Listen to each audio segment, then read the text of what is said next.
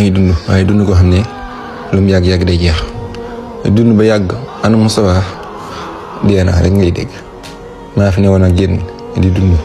maa ngi sàkku ci yéen lu jiitu dee di ma dikkal maa ngi leen baal àq bu baax maa ngi leen tuwal baax di jégalu ci samay njumteeg matadi gi wallaay sama xol bi jàppal ma si kenn ak mbañeel ñëpp laa am si yéen cofeel ak mbëggeel jëm yàlla gi rek tax bàyyi xel àq yàlla ci yéen loolu képp waral léeg-léeg suñuy daw yenn yi nga di ci moytu àq ji waaye maa leen baal àq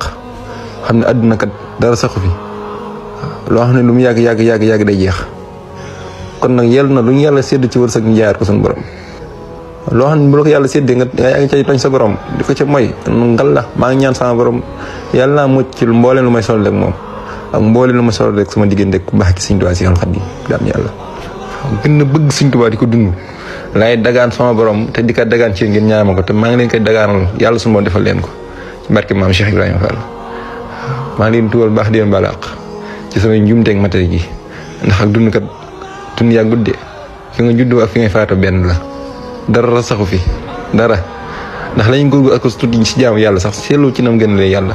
kon maa ngi leen balaq bu baax maa ngi leen tuwal bu wér jéggal leen ma te baal ma àq